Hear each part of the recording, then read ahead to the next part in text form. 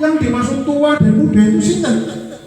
Yang dimaksud muda adalah mereka Imam Bonjol yang baru naik haji belajar Wahabi, pulang ke kampung halamannya menyebarkan Wahabi. Yang dimaksud kaum tua di situ adalah ulama-ulama thariqah, ulama tasawuf, ulama thariqah. Pertempuran yang paling dahsyat memang betul Salafi Wahabi pasti dengan ulama thariqah, karena ulama thariqah tasawuf itu gudangnya tawasul, gudangnya tawasul. Ada manakib itu ya adanya ada di thariqah. Manakib maulid saja mereka sesatkan, apalagi manakib itu sejarahnya wali ini Gusti Allah. Maulid itu Kanjeng Nabi, wong memuliakan Kanjeng Nabi aja mereka menentang. Kita ini malah memuliakan wali ini Gusti Allah. Subhanallah. Perang Badri berapa tahun perangnya? 7 tahun. Sing menang sinten? Oh ya, sing menang ya mesti para wali ini Gusti Allah. Ulama thariqah. Imam Bonjol terusir dari kampung halamannya. Karena Imam Bonjol itu memerangi ulama thariqah sekaligus memerangi kaum adat.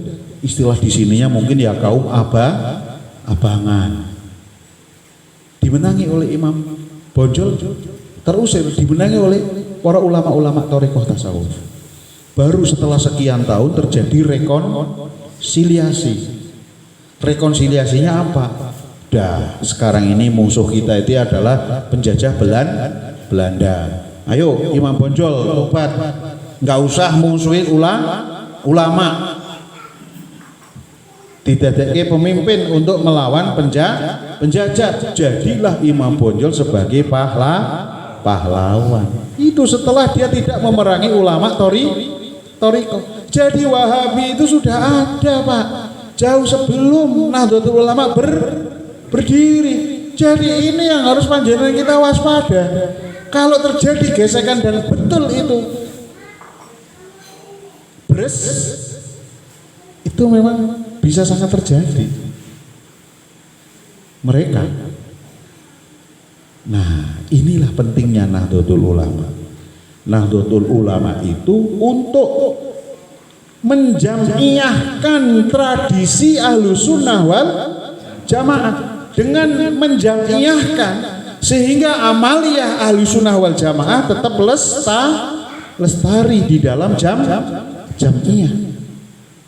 Kalau tradisi keislaman kita ini tidak diikat di dalam sebuah jamiyah, maka kita bisa digoyahkan dengan mudah. Contohnya nopo? Di Timur Tengah. Timur Tengah itu gampang dihabisi oleh kelompok Salafi Wahabi, karena di sana tidak ada jamiah seperti Nahdlatul Ulama, ulama Ahlussunnah yang berkumpul bersama-sama membangun sebuah jamiah. Ini karena Pak Sone sudah datang ya, mumpung panas, monggo nyambi mboten napa-napa sambil mendengarkan, sambil saya menyampaikan. Kira-kira masuk dua-duanya enggak? Masya Allah. Masuk Pak Sone, masuk ceritanya. Iya. Iya. Monggo sing kepenak mawon. Jadi itu NU itu menjamiahkan tradisi keagamaan Ahlussunnah wal Jamaah, sehingga sampai hari ini kita bisa melaksanakan amaliyah tradisi Ahlussunnah wal Jamaah, sholawatan, barzenjenan, ziarah kubur, manakiban dan lain sebagainya. Hari ini kita tradisinya bisa kita laksanakan. Nah, pertanyaannya, apakah kita ini sudah mentradisikan berjamiah? Kita sudah mentradisikan tradisi keagamaannya. Lah, tradisi berjamiahnya kepripun? Sudah atau belum? Sudah 1 abad Nahdlatul Ulama, tetapi tradisi kita berjamiah ini masih sangat kurang. Buktinya napa? Buktinya sangat nyata. Kula niki ngurusi wakaf. Wakaf niku ngurusi sertifikat aset-aset wakaf NU. Di Banyumas ini ada 331 desa. Rantingnya ada berapa Pak Sogi? Se-Banyumas 300. Mosok nah, tim sukses kok ora hafal. 396 396 307 berarti 360 sekian. Oke. Itu jumlah masjid musola kita se-Banyumas itu kira-kira ada 9.000 Pak. 9.000. Berapa yang sudah bersertifikat wakaf Nadir NU? Baru 1.500. Yang 1.500 berikutnya Nadir perorangan. Masih ada 6.000 aset NU di Banyumas yang belum bersertifikat wakaf NU. NU sudah 1 abad. Sekolahannya podo bae Ma'arif. Banyak sekolahan Ma'arif sertifikat sekolahannya atas nama SHM pengurus. Pengurusnya ninggal, sertifikatnya dipegang sama anaknya. Dianggap tanah sekolahan gue dua ke orang tuanya. Ini terjadi di Banyumas. Ini menandakan kita belum berjamiah dengan benar. Lumayan jamiah kita di sini di Baturaden sudah terlaksana, koin NU berjalan. Itu tandanya panjenengan berjamiah. Itu tandanya berjamiah. Diurus temenan jamiah. Nah, ini tugas kita berikutnya adalah bagaimana kita mentradisikan berjamiah. Mentradisikan berjamiah. Dengan kita mentradisikan berjamiah, maka sesungguhnya kita ini sedang mengikuti jejak Mbah Hasyim. Kalau kita ingin dapat barokah dari Mbah Hasyim, itu bukan hanya sekedar kita itu sholawatan, ziarah kubur, kaul dan itu bukan itu saja, tapi juga melaksanakan tradisi berjamiah. Maka pada kesempatan ini saya mengajak panjenengan semuanya, ayo kita bersemangat berjamiah. Ayo kita tradisikan berjamiah. Tradisi berjamiah itu gimana? Ya tradisinya konferensi MWC, ada mekanisme organisasinya. Setelah konferensi ada musyawarah kerja. Itu kemudian diikuti oleh jenengan yang ada di tingkat ranting. Di tingkat ranting ada namanya pergantian pengurus, namanya apa? Musyawarah ranting. Dikasih spanduk nggak apa-apa yang gagah. Jangan sekedar seperti milih ketua RT, gagah kita. Karena apa? Jamiah kita itu jamiah yang sangat mulia, yang hebat, didirikan oleh orang hebat. Harus kita tinggikan itu. Mengganti pengurus ranting pun harus hebat. Digelar acara nih. Nek milih ketua nih ya tetap saja. Wong jenengan jadi ketua ranting ya ora kepingin. Pingin badan? Apa ada sini ketua ranting yang mencalonkan diri? Ada enggak? Enggak ada. Bahkan ada yang sudah berulang-ulang jadi ketua ranting, mergone ora ono sing gelem. Nggih mboten? Diojo-ojo ketua NU ranting. Ini ketua NU yang genuine, yang asli, yang itu. Ora kepingin malah jadi ketua ranting. Dan jangan jenengan tolak. Karena dari sekian ribu warga NU yang ada di desa jenengan, yang jadi ketua ranting hanya satu, dan itu pilihannya Mbah Hasyim. Jenengan ki pilihannya Mbah Hasyim. Nek jenengan rumangsa pilihannya Mbah Hasyim, rumangsa pilihannya Gusti Allah, semangatnya jenengan ngurus NU ning ranting, lah direwangi sing temenan. dan jenengan kok robitoh maring Mbah Hasyim, bahwa Mbah Hasyim itu masih ada dan mengawasi kita semua dalam ber-NU. Oh, setiap undangan Pak Sauki pasti datang tanpa harus sangoni, berjuang berapapun akan dikeluarkan karena ada harapan dapat barokah untuk anak istri keluarga kita semua. Allahumma amin. Ini NU yang genuine, dan ini tugas saya ini untuk menyampaikan hal yang seperti ini kepada kita semuanya untuk bersemangat ber-NU. Ini, Masya Allah, NU ini luar biasa.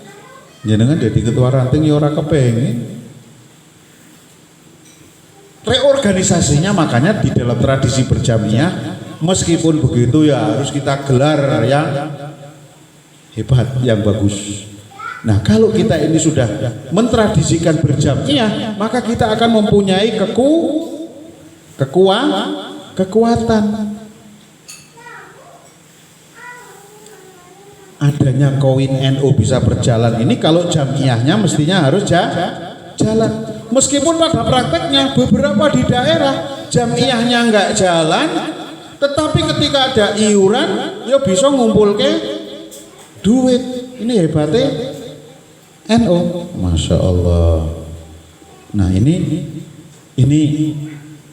saya menyemangati bersama-sama. Ayo kita ber-NU dengan semangat mencari barokah para waline Gusti Allah yang masih ada, jangan dianggap nggak ada. Di dalam thariqah itu yang namanya robitoh itu membayangkan guru mursyid. Maka kalau di dalam NU memang betul yang harus kita bayangkan adalah muasis, masih ada. Kalau kita membayangkan terus, maka perilaku kita di dalam berjamiah, saya yakin kita pasti akan menjadi organisatoris yang tegak lurus. Kayak Pak Sauki keras sama saya keras ini, kerasnya di jamiah karena begitu Pak Sauki. Menganggap Mbah Hasyim itu masih ada, saya nggak berani macam-macam di dalam berjamiah.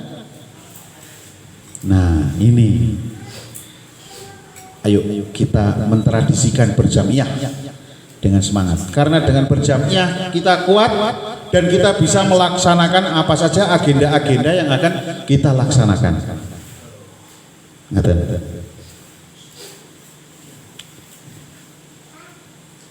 Apa yang mendasari kita lalu bisa bersemangat di dalam berjamiah? Yang melandasi berikutnya dalam tradisi berjamiah ini ada dua. Ini menjadi tuntutan hari ini, yaitu tuntutan untuk mentradisikan berjamiah mengikuti kaidah-kaidah organisasi secara modern, tata kelola secara modern. Ada transparansi, ada laporan dan ada sebagainya, akuntabilitas, transparansi dan sebagainya, dikelola sebagai organisasi yang modern. Kita jangan salah seperti tetangga kita, satu desa ada orang 5-10, dia bisa mendirikan organisasi, ada pengurusnya. Gimana? Oh, kita ini banyak, kelola organisasi dengan baik, modern. Satu. Yang kedua, mentradisikan berjamiah yang kedua itu harus diingat, di dalam kita mentradisikan berjamiah Nahdlatul Ulama, ini organisasi yang berbeda dengan yang lainnya, yaitu organisasi yang disemangati oleh spiritualitas di dalamnya, yaitu spiritualitas di dalam NU yang namanya tadi tasawuf, thariqah. Cocok sama Pak Sauki. Oleh karena itu pengurus NU jenengan semuanya ayo bareng-bareng. Pengurus NU itu yo termasuk di dalamnya yo ahli fikir dan juga ahli zikir. Ahli zikirnya gimana?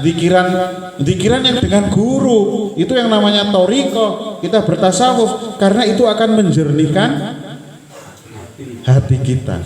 Dan di dalam kita ber-NU, maka kita akan selalu dibimbing oleh Allah Subhanahu wa Ta'ala. Robitoh kepada guru mursyid kita, robitoh kepada Mbah Hasyim Asy'ari.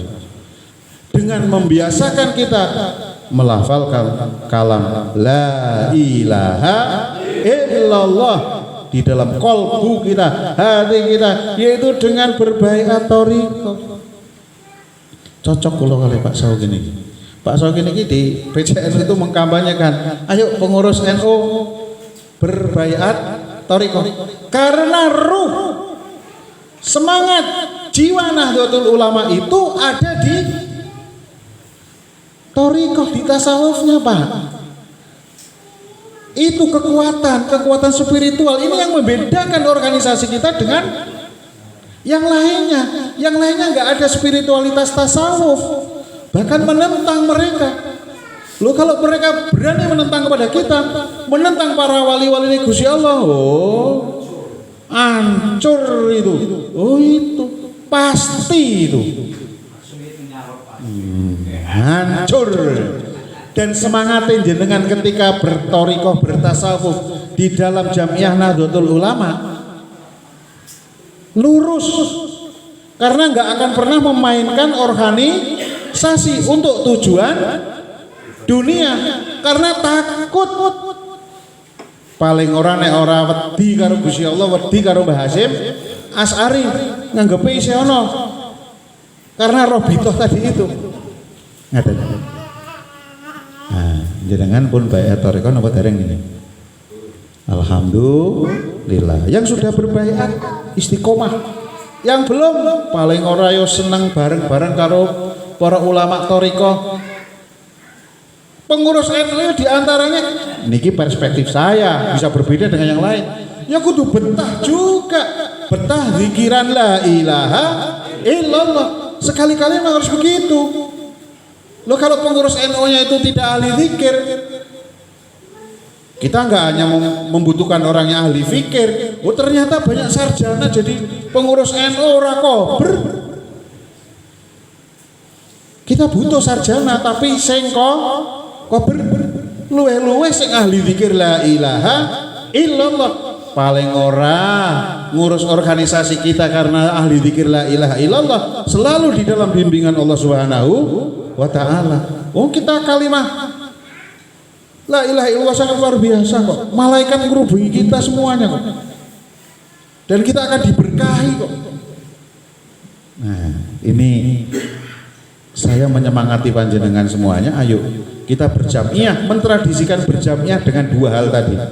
Berjamiah dengan cara modern dan sekaligus dengan spiritualitas tasawuf thariqah. Insya Allah kalau kita menjalankan organisasi dua-duanya jalan, jangan hanya profesional, nggak bisa. Ini saya tuh heran, ini Yun Sewu, ini nggak usah dibesar-besarkan Pak Sobat. Ini kita mau konferensi kok nggak ada istighosah, nggak ada kegiatan spiritual. Kapan? Yang menyelenggarakan istighosah kan kemarin LWP. Mana coba? Nggak ada keinginan. Mana ada? Ini Yun Sewu nggak usah dianu. Ini berbeda dengan perspektif saya. Masya Allah, ini organisasi luar biasa kok. Masya Allah, jangan hanya dipikirkan, yang dipikir hanya teknis-teknis saja. Tanpa pertolongan Allah Subhanahu Wa Taala kita itu nggak akan ada apanya. Apalagi dengan wali-wali Gusti Allah. Ngurus Jamiah NU itu harus ada spiritualitas yang seperti itu.